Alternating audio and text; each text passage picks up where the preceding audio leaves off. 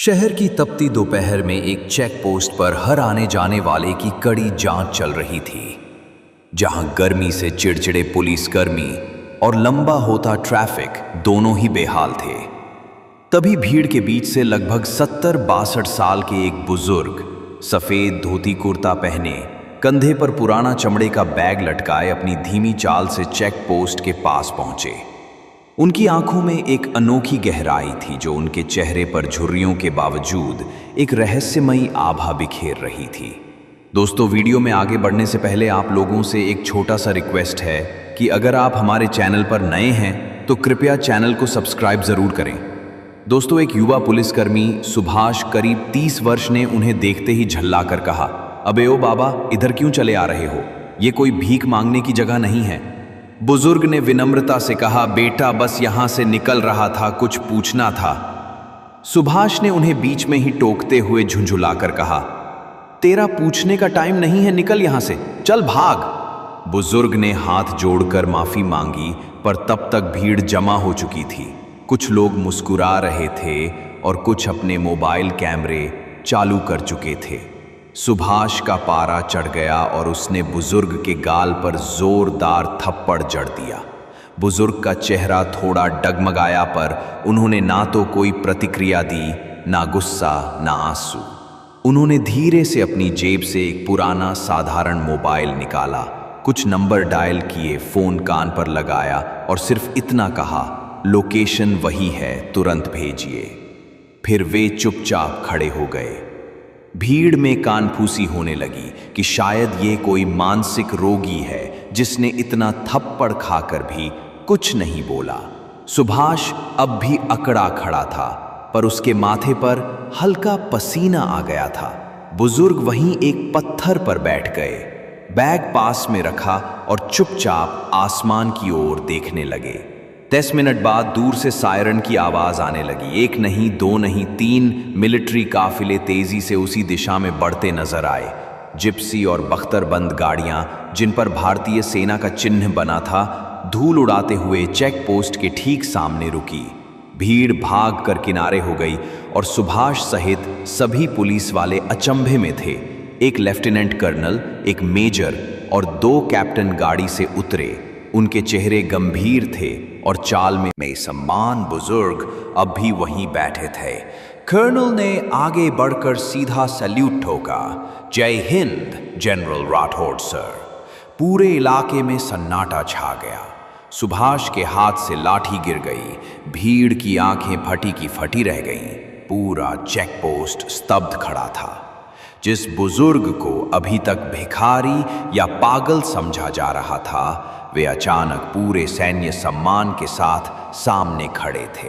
Colonel साहब ने फिर सैल्यूट किया और कहा, माफ कीजिए सर, हमें देर हो गई। बुजुर्ग अब उठ चुके थे।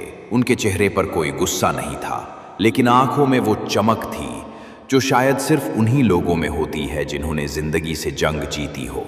भीड़ की मुद्रा बदल चुकी थी। कोई मोबाइल बंद कर चुका था, कोई शर्म से गर्दन झुकाए खड़ा था। सुभाष अब भी सन्न था। उसके होंठ कांप रहे थे, गला सूख चुका था। उसने धीमे स्वर में कहा, मुझे नहीं पता था आप। बुजुर्ग ने उसकी ओर देखा और कहा, जानता हूं नहीं पता था, लेकिन यही तो दिक्कत है हमारे समाज की। हम सामने वाले का चेहरा देखते हैं, उसका इतिहास नहीं। कर्नल ने पास आकर सुभाष से पूछा, क्या आपने इस देश के सबसे बहादुर ब्रिगेडियर को थप्पड़ मारा? सुभाष ने कांपते हुए कहा, सर मेरी गलती थी, मैं पहचान नहीं पाया। बुजुर्ग ने धीरे से कहा, गलती पहचान की नहीं थी, सम्मान की थी। अब धीरे धीरे क्या हो। अध्याय 9, मिट्टी की गोद में जन्म। बुंदेलखंड के छोटे से गांव सरसी में एक बच्चा जन्म लेता है। नाम रखा गया अर्जुन। मिट्टी से खेलने वाला, हल्की परछाई में बड़ा होने वाला, वो बचपन से ही खेतों की जबान समझने लगा। पिता शंभू किसान थे, मेहनती लेकिन कर्ज से दबे हुए। मां गौरी अपने आंचल से भूख और आंसू दोनों को चुप करा देती थीं। अर्जुन के घर में हर चीज सीमित थी, अनाज, कपड़े, पैसे, लेकिन सपना था बड़ा। एक दिन उसका खेत लहलहाए, उसके माता पिता मुस्कुराएं और वो गांव का सबसे सफल किसान कहलाए। अध्याय 2, पहली बारिश का सपना। जब अर्जुन 12 साल का था, एक साल बारिश नहीं हुई, खेत सूख गए, कुआं खाली हो गया। शंभू ने शहर जाकर मजदूरी की। अर्जुन ने पहली बार अकेले हल चलाया। उसके हाथों में छाले थे, लेकिन मन में उम्मीद। एक शाम अर्जुन ने मां से पूछा, मां, क्या खेत कभी फिर हरा होगा? मां ने कहा, हर खेत को बारिश नहीं, भरोसा सींचता है। तू बना रहे बेटा, खेत जवाब देगा। उस दिन से अर्जुन ने तय किया, चाहे जो हो, वो कभी खेत से मुंह नहीं मोड़ेगा। अध्याय 3, किस्मत की जमीन। गांव के लोग अर्जुन की मेहनत को देख हंसते। बिना पानी के खेती करता है, लेकिन अर्जुन ने मिट्टी में खाद मिलाना नहीं छोड़ा। उसने जानवरों की खाद, पुराने बीज और खुद का बनाया हुआ देसी जैविक घोल डालना शुरू किया। एक दिन बिना बादल के भी हल्की बारिश हुई। अर्जुन का खेत पहला था जहां हरी घास निकली। गांव वाले चौंक गए। अर्जुन मुस्कुराया। मेहनत ने मौसम को मना लिया। अध्याय 4, गांव की नजरों में। अर्जुन ने जैविक खेती को अपनाया। कीटनाशकों की जगह नीम और गोबर से बनी दवाइयां इस्तेमाल की। अब गांव के कुछ किसान उससे सलाह लेने आने लगे, लेकिन बदलाव को सभी नहीं स्वीकारते। मुखिया के बेटे रणवीर को अर्जुन की बढ़ती लोकप्रियता चुभने लगी। उसने अर्जुन के खेत में चोरी से जहर डलवाया। कुछ फसल बर्बाद हो गई। अर्जुन टूटा नहीं, उसने FIR लिखवाई और खेत की मिट्टी दोबारा साफ की। अध्याय 5, किसान मेला।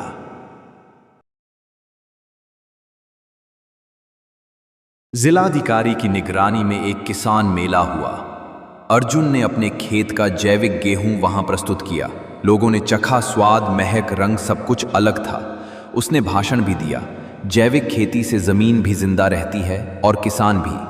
अर्जुन को सम्मान मिला, जिले का युवा किसान पुरस्कार। अब उसकी खेती की चर्चा आसपास के जिलों में होने लगी। अध्याय 6, कर्ज का अंत। शब्दः एहजार। अर्जुन ने अपने खेत की आमदनी से पहला काम किया। बैंक का पुराना कर्ज चुकाया। पिता की आंखों में आंसू थे। वो बोले, मैं सोचता था तू भी शहर चला जाएगा, पर तू तो धरती से चिपक गया बेटा। गांव के बैंक मैनेजर ने भी अर्जुन की नई योजनाओं में निवेश की बात कही। पहली बार गांव में किसी किसान को ब्याज पर पैसा नहीं, सम्मान पर सहयोग मिला। अध्याय 7, नई पीढ़ी के लिए खेती। शब्दः एहजार। अर्जुन ने स्कूल के बच्चों के लिए कृषि शिविर शुरू किया। गांव के लड़कों लड़कियों को खेत दिखाता, बीज बोना सिखाता और बताता, खेती सिर्फ पसीना नहीं, विज्ञान है। धीरे धीरे गांव में पढ़े लिखे युवा खेती की तरफ लौटने लगे। अर्जुन अब केवल किसान नहीं, गुरुजी बन गया था। अध्याय 8, संकट की आंधी। एक साल फिर सूखा पड़ा। इस बार गांव के कई किसान टूट गए, लेकिन अर्जुन ने जल संचयन के पुराने तरीके अपनाए थे। छोटी तलैया, बारिश का पानी रोकना, बूंद बूंद सहेजना। उसके खेत फिर भी हरे थे। उसने अपनी जल संरचना गांव के अन्य किसानों को भी सिखाई। संकट के समय भी उसने बांटना नहीं छोड़ा। अध्याय 9, दुनिया की नजरों में। एक राष्ट्रीय टीवी चैनल ने अर्जुन की कहानी कवर की। दिल्ली में कृषि मंत्रालय ने उसे भारत कृषक रत्न से नवाजा। अब उसका नाम अखबारों में, इंटरनेट पर और YouTube पर छाने लगा। अर्जुन ने कहा, मेरे लिए सबसे बड़ा सम्मान वो है जब मेरी माँ कहती हैं, बेटा आज खेत हंस रहा है। अध्याय 10, एक बीज की तरह। अर्जुन अब 35 का हो चला था। उसने गांव में कृषि पाठशाला बनवाई, जहां बच्चे और किसान दोनों सीखते हैं। मिट्टी, बीज, पानी और मेहनत का सही मेल क्या होता है। किसी ने उससे पूछा, तूने इतना सब कुछ अकेले कैसे किया? अर्जुन मुस्कुराया, जैसे बीज करता है खामोशी से मिट्टी में उम्मीद लेकर। भूमिका। यह कहानी है एक ऐसे किसान की जिसकी जिंदगी की हर सुबह संघर्ष से शुरू होती थी और हर रात उम्मीद पर खत्म। यह कहानी है धरती से जुड़े उस इंसान की जिसे हम किसान कहते हैं, लेकिन असल में वो धरती पुत्र है। आइए उसके जीवन की सच्चाई और संघर्ष में झांकते हैं। अध्याय 1। सूखी जमीन, भीगी आंखें। बिहार के एक छोटे से गांव पिपरा घाट में हर सुबह सूरज निकलने से पहले ही जीवन शुरू हो जाता था। उसी गांव में रहते थे 40 वर्षीय किसान रामलाल यादव। उनका चेहरा झुलसा हुआ था, लेकिन आंखों में चमक अब भी जिंदा थी। 3 बीघा जमीन, 2 बैल और एक टूटी झोंपड़ी, यही उसकी पूंजी थी। रामलाल का जीवन हर साल प्रकृति की मर्जी पर टिका होता। बारिश हुई तो फसल, नहीं हुई तो कर्ज। इस बार बारिश नहीं हुई थी। खेत की दरारें मानो उसकी किस्मत की दरारें बन चुकी थीं। उसने आसमान की तरफ देखा और कहा, हे ईश्वर, क्या गरीब का खेत तेरी नजरों से दूर है? पत्नी गीता चुपचाप चूल्हे के पास बैठी थी। बेटा मुकेश स्कूल जाना चाहता था, लेकिन फीस नहीं थी। अध्याय 2। संघर्ष का पहला बीज। गांव के साहूकार भोला राम ने सूखे खेत देखकर ताना मारा, रामलाल, खेती तो तेरी किस्मत में नहीं, चल बेटा रिक्शा चला शहर में। रामलाल चुप रहा। उसके हाथों में हल था, दिल में भरोसा। अगले दिन से उसने खेत को बिना पानी जोतना शुरू कर दिया। गांव वाले हंसते, पागल हो गया है क्या? सूखी मिट्टी में क्या उगाएगा? रामलाल बस मुस्कुराता, बीज जमीन में नहीं, भरोसे में बोया जाता है। उसने पुराने बीज, जानवर की खाद और खुद का बनाया नीम घोल खेत में डाला। बैल थक जाते, पर वो नहीं, उसकी मेहनत तपस्या बन चुकी थी। अध्याय 3। पहली बारिश, पहली उम्मीद। 3 महीने बाद एक रात बिजली कड़की, बादल गरजे और बारिश की बूंदें जमीन पर बरस पड़ी, जैसे धरती मां की कोख फिर से भीग गई हो। रामलाल की आंखें भर आईं। उसने आंगन में खड़े होकर आसमान को देखा और कहा, धन्य है तू भगवान, देर की पर मेरी लाज रख ली। अगली सुबह उसकी जमीन से छोटी छोटी हरी पौधें झांक रही थीं। गांव वाले हैरान थे।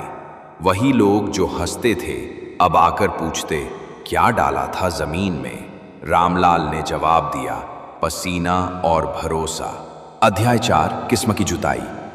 फसल धीरे धीरे बड़ी होने लगी। रामलाल ने खेत में जैविक तरीके से कीटनाशक बनाए, नीम का रस, गोबर, हल्दी और राख मिलाकर। न कोई रासायनिक दवा, न बाहरी खर्च। फसल स्वस्थ थी, मिट्टी भी। जब फसल कटी तो गांव में सबसे ज्यादा उपज रामलाल की ही थी। मंडी में दाम भी अच्छे मिले। पहली बार रामलाल ने कर्ज चुकाया और बेटे मुकेश की स्कूल फीस भरी। गांव में लोग उसे अब रामलाल किसान जी कहने लगे। अध्याय 5। गांव की नजरों में। जिलाधिकारी का एक दल गांव में आया जैविक खेती का निरीक्षण करने। रामलाल की खेती को देखकर वे प्रभावित हुए। उन्होंने पूछा, किसने सिखाया आपको ये सब? रामलाल मुस्कुराया, गरीबी ने, जमीन ने और समय ने। उसका नाम जैविक किसान अवार्ड के लिए भेजा गया। उसकी खेती की कहानी अखबारों में छपी। अब पास के गांवों से लोग सलाह लेने आने लगे। रामलाल ने सबको निशुल्क बताया, ज्ञान वो धन है जो बांटने से बढ़ता है। अध्याय 6। बाढ़ की मार और फिर से खड़ा होना। अध्याय 6। बाढ़ की मार और फिर से खड़ा होना। 1 साल बाद जब सब अच्छा चल रहा था, एक बाढ़ आई। नदी उफान पर थी। 3 दिन की बारिश में पूरी फसल बह गई, घर भीग गया, जानवर बह गए। रामलाल फिर से जीरो पर आ गया, लेकिन उसने हार नहीं मानी। उसने गांव के युवाओं को बुलाया और कहा, इस बार अकेले नहीं, मिलकर खेती करेंगे।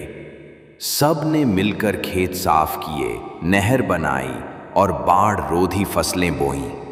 एक बार फिर से जमीन हरी हुई। अध्याय 7, अंतिम मोड़, धरती पुत्र की जीत। आज रामलाल के खेत में हर साल 3 फसलें होती थीं। उसका बेटा इंजीनियरिंग कॉलेज में था, लेकिन हर छुट्टी में खेत आता था। गांव के स्कूल में रामलाल ने कृषि ज्ञान केंद्र बनवाया, जहां बच्चों को खेती का आधुनिक और पारंपरिक ज्ञान दिया जाता। एक दिन मीडिया ने पूछा, आपने इतना सब कुछ अकेले कैसे किया? रामलाल ने मुस्कुराकर कहा, मैं अकेला नहीं था, मेरी जमीन थी, मेरी माँ जैसी। मैंने उसे छोड़ा नहीं, उसने मुझे टूटने नहीं दिया। समापन, धरती से जुड़ो।